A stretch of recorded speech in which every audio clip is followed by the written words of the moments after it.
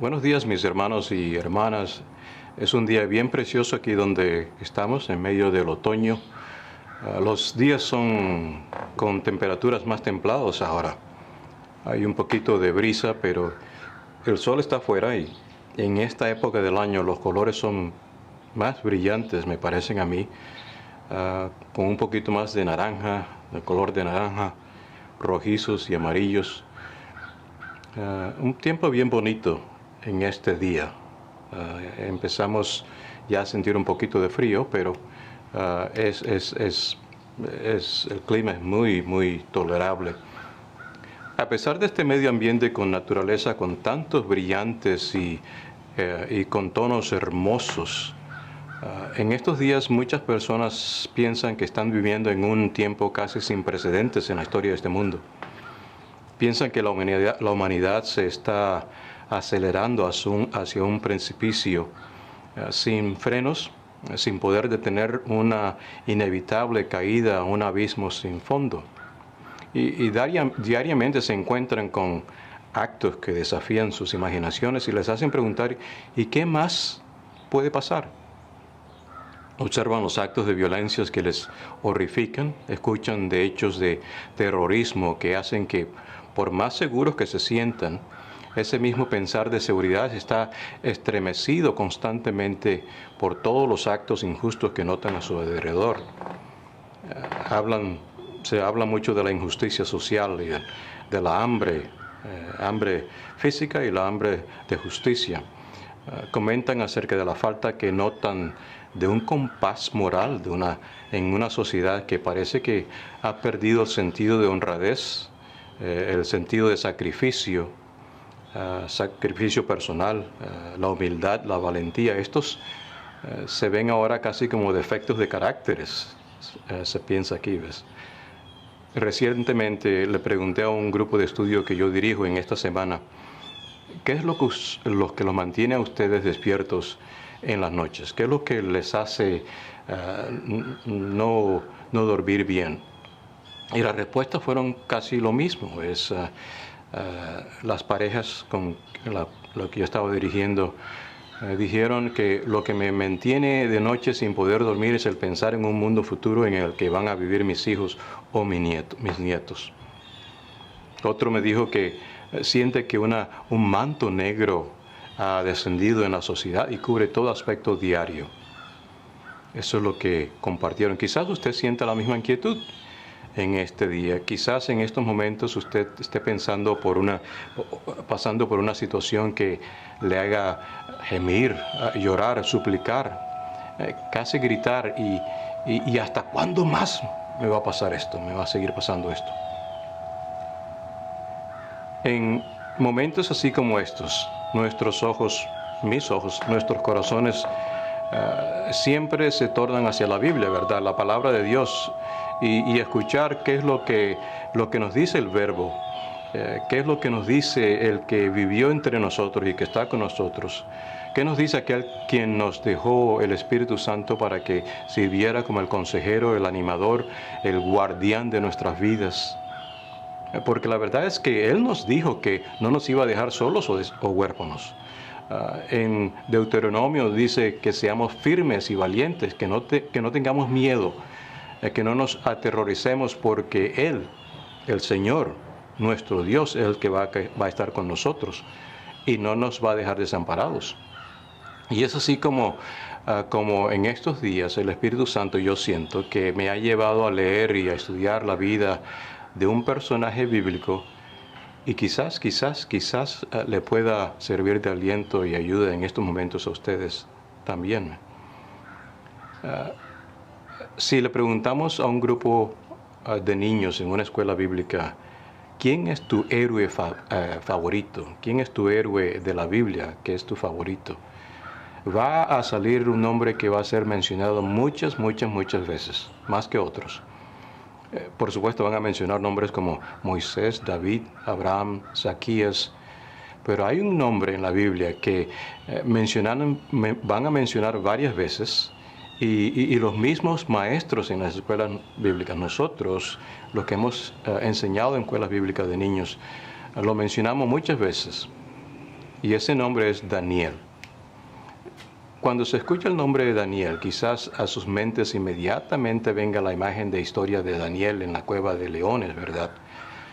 Pero hay mucho más acerca de este hombre de Dios que los eventos extraordinarios de la cueva de leones y el horno de fuego. En el primer capítulo de Daniel, en el versículo 8, dice lo siguiente: pero Daniel se propuso no contaminarse con la comida y el vino del rey, y así que le pidió al jefe de los oficiales que no lo obligara a contaminarse. Leo de nuevo: pero Daniel se propuso no contaminarse con la comida y el vino del rey, así que le pidió al jefe de oficiales que no lo obligara a contaminarse. Esto es en el primer capítulo, versículo 8 de Daniel. Daniel en Babilonia, un israelita, adorador y seguidor de Jehová, llevado forzado a un cautiverio a Babilonia, se propuso no contaminarse en esa nación corrupta. Hizo ese cometido, él se propuso que no iba a contaminarse. Al estudiar la Biblia nos damos cuenta de que en Babilonia, que era en esos tiempos indiscutiblemente una de las ciudades más prominentes y quizás la ciudad más importante del mundo, a pesar de todas sus riquezas y adelantos, las cosas estaban muy mal para muchas personas y quizás sea difícil de imaginarlo, pero eran peor lo que estaba pasando allá que lo que estamos pasando nosotros aquí en estos días. Babilonia era peor que hoy. La riqueza y la gloria de Babilonia, la decadencia moral, la maldad y la inmoralidad era increíble. Tan terrible era el estado de indecencia de Babilonia, que el mismo nombre llegó a ser símbolo de todo lo que era mundano, lo que era pecaminoso, lo que era el pecado. Se convirtió en un símbolo de la maldad espiritual y del reino de Satanás. En Apocalipsis 17:1 leemos que Babilonia se describió como la gran ramera. Y ramera, hablando bíblicamente, es la condición espiritual que cubre, que inunda a muchas diferentes iglesias, congregaciones e incluso a muchas personas en particular. Es la condición de un adulterio espiritual que mora en muchas personas. En Santiago 4:4 nos da un ejemplo claro de cómo Dios ve el adulterio espiritual. Dice lo siguiente: oh almas adúlteras, ¿no saben que la amistad con el mundo es enemistad contra Dios?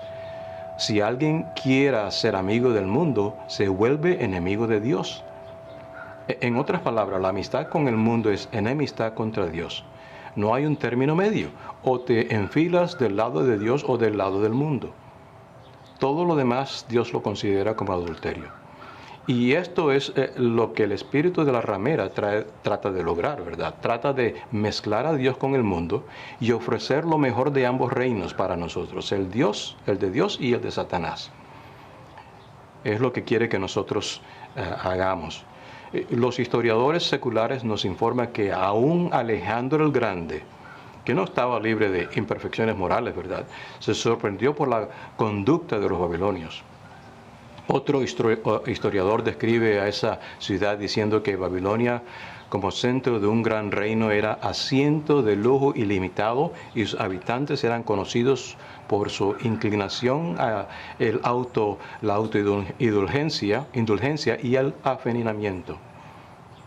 Imagínense ustedes, ¿cómo es posible entonces que Daniel no solo sobrevivió, sino que pudo mantener una fe vibrante en Dios a pesar de vivir y trabajar en esa cultura pagana, rodeado de incrédulos? ¿Cómo es posible que él pudo hacer esto? Y no solo mantuvo una fe fuerte y sobrevivió, sino que prosperó, progresó y triunfó. ¿Y qué podemos aprender de Daniel que hoy podamos poner en práctica en nuestras vidas cotidianas en estos días? Como indiqué al comienzo, lo que generalmente sabemos de Daniel es la historia que se enseñan a los niños, Daniel en la cueva de leones, ¿verdad? Pero la vida de Daniel es más que esa historia dramática. Imagínense ustedes lo terrible, lo traumático que debió ser el ser desarraigado de su tierra natal, todavía un jovencito adolescente y llevado a un país extranjero. Sin embargo, la vida de Daniel se convirtió en un ejemplo para todos nosotros, inclusive hoy, después de tantos miles de años. El libro de Daniel demuestra que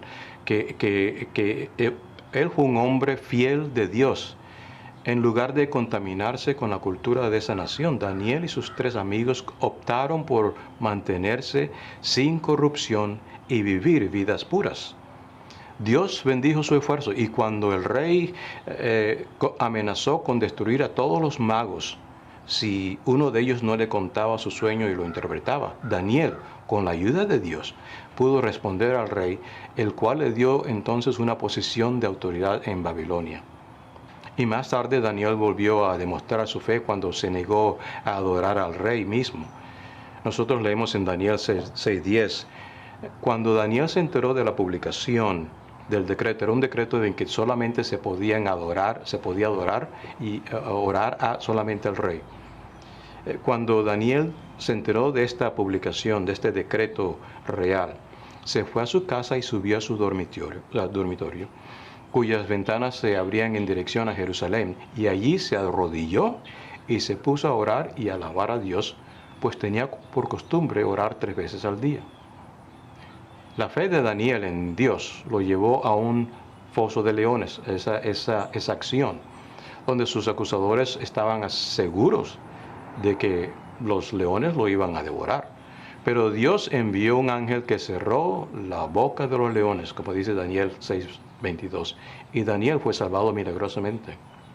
Hay 4 lecciones claves que podemos aprender de Daniel, y todos salen de ese versículo 8 en el capítulo 1, el cual dice, pero Daniel se propuso no contaminarse con la comida y el vino del rey.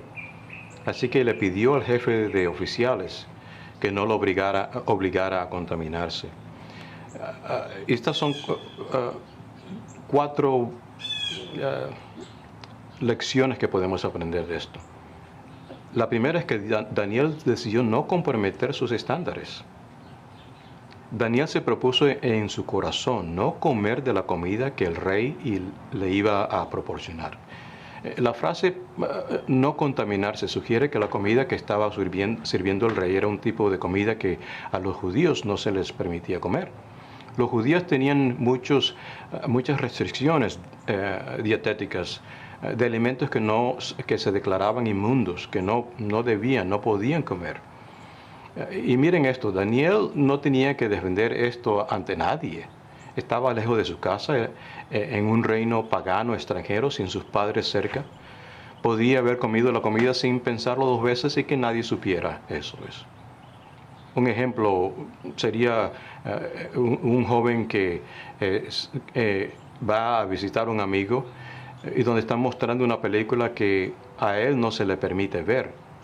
Sus padres no están ahí, no hay nadie que los esté supervisando, y este joven puede salirse con la suya y ver la película, pero decide no hacerlo. Lo mismo sucede aquí con Daniel. A Daniel no le importaba lo que hicieran todos a su alrededor. Daniel decidió mantener sus estándares judíos porque a él le importaba si le agradaba a Dios o no, solamente eso. Y según el texto, solo Daniel y sus 3 amigos rechazaron la comida del rey. Todos los demás que estaban en cautivo comieron lo que el rey les ofrecía. Esta es una lección extremadamente importante que debemos aprender todos, y jóvenes y adultos. La presión de grupo es algo poderoso. Ha sido la causa de que muchos abandonen su fe. Pero como seguidores de Cristo tenemos que decidir desde el principio, al igual que Daniel, que no vamos a comprometer nuestros principios bíblicos, pase lo que pase. Y esa decisión hay que hacerla ahora, no después, cuando estemos en el medio de la tentación. Lo segundo era que Dios era el centro de la vida de Daniel. En el capítulo 6 de Daniel, descubrimos que parte de su rutina diaria era arrodillarse hacia Jerusalén desde su ventana y orar a Dios 3 veces al día. Esa fue la razón por la que fue arrojado a la guarida del león. Pero ya sabemos que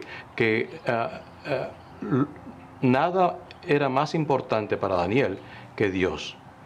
Todo en la vida de Daniel giraba en torno a Dios. Los cristianos, nosotros hoy podemos aprender de este ejemplo, ¿ves? A veces tratamos a Dios como el copiloto, ¿verdad? Nosotros estamos manejando y Él está sentado al lado nuestro. Él sigue lo que nosotros hacemos. Es el amiguito solamente. Pero Dios es el piloto, no el copiloto. Y en la vida de Daniel, él lo sentía así. Dios era el centro de su vida. A veces pensamos que Dios es simplemente una parte de nuestras vidas, ¿ves? Junto con los deportes o nuestros intereses académicos o pasatiempos, etc. Parte de nuestra vida. Pero eso no fue el caso de Daniel, ni debiera ser el caso de nosotros en nuestros caminos de cristianos. Él debe ser la parte fundamental e importante de nuestras vidas, con todo lo demás girando en torno a él, ¿ves? Lo tercero era que Daniel usó su influencia. Como cristianos todos los días nos influyen muchas cosas están influyendo en nuestras vidas, algunas negativas y otras positivas, pero nosotros también tenemos el poder de hacer influencia, ¿ves? Influenciar a otros. Las personas con las que entramos en contacto, ya sea en el mesero del restaurante o los visitantes de la iglesia el domingo por la mañana o en el mercado, nosotros tenemos la posibilidad de influenciarlos de una manera profunda. Desafortunadamente tenemos miopía espiritual, ¿verdad? Nosotros solamente pensamos lo malo que nos está pasando, lo inconveniente en este momento enfrente de nosotros y no vemos todo lo que está alrededor. Y no nos permite entonces ver las oportunidades que Dios nos trae a nosotros para que podamos ser de influencia para otros, ¿ves? Y por eso no usamos su influencia y no hacemos influencia en el reino de Dios. No todas las personas llegan a Cristo a través del evangelismo directo, a veces es a través de la influencia nuestra. En el capítulo 2, después de interpretar el sueño del rey, el rey proclamó: verdaderamente tu Dios es el Dios de dioses y el Señor de reyes. El mismo rey dijo eso. Qué increíble fue eso. Daniel usó su influencia para influir el rey de Babilonia. Y como cristianos de hoy, tal vez nunca podamos tener una influencia de cambiar las leyes como lo hizo Daniel. Pero nuestra influencia aún se puede usar para la gloria de Dios. Lo cuarto era que Daniel no vaciló cuando surgieron las dificultades. La mayoría de las personas que conocen la historia de Daniel conocen la razón por la que fue arrojado al foso de los leones. Los otros administradores que trabajaban bajo el mando del rey estaban extremadamente celosos del favoritismo del rey hacia Daniel, así como de ser nombrado y todo lo que él hacía con gran éxito como gobernador, ¿ves? Así que trataron de encontrar algo de lo que pudieran acusar a Daniel, ya sea en sus habilidades de gobernador o en su vida personal, que disminuyera su influencia con el rey.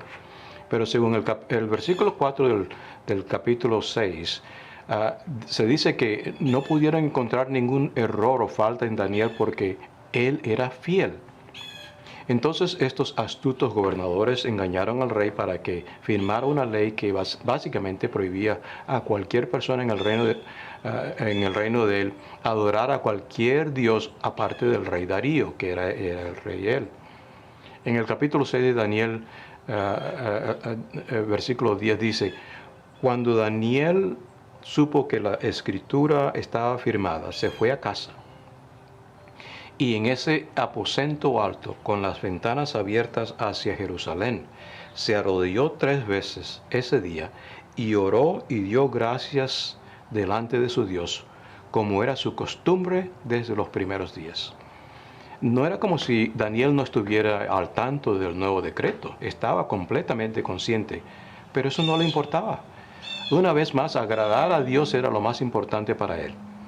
Y este es un ejemplo de dificultades políticas, pero en la Biblia bien en claro que si seguimos a Cristo de la manera que debemos, vamos a sufrir persecución.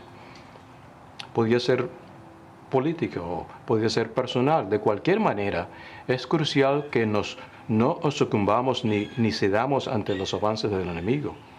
Debemos ponernos toda la armadura de Dios para que podamos apagar los dardos del fuego del maligno, como dice en Efesios 6:16. Al igual que Daniel, nuestra primera prioridad tiene que ser, estar sirviendo y honrando a Dios. En el mundo que vivimos hoy, para muchos de nosotros no es tan malvado como era Babilonia. Muchos no vamos a experimentar esa persecución que Daniel tuvo. Pero sí te aseguro que sí nos van a aparecer oportunidades de comprometer nuestros testimonios y deshonrar lo que decimos que creemos en Dios, ¿ves? No vamos a sufrir ninguna tentación que no sea común al género humano, dice la Biblia, o que otros no lo hayan sufrido. Pero Dios es fiel y no permitirá que seamos tentados más de lo que podemos aguantar. Los días pueden ser bonitos como este día aquí, ¿ves? O grises y lluviosos como hemos tenido la semana pasada. Pero la tentación puede llegar en cualquier momento. Y cuando eso pase, Dios nos dará también una salida a fin de que podamos resistir. Recuerden, mis hermanos, no importa lo que pase, comprométase a mantener su testimonio de Cristo hoy. Mantenga a Dios en el centro de sus vidas. No vacile en usar sus influencias. Y manténgase firmes cuando surjan las dificultades. Que mi Dios los bendiga.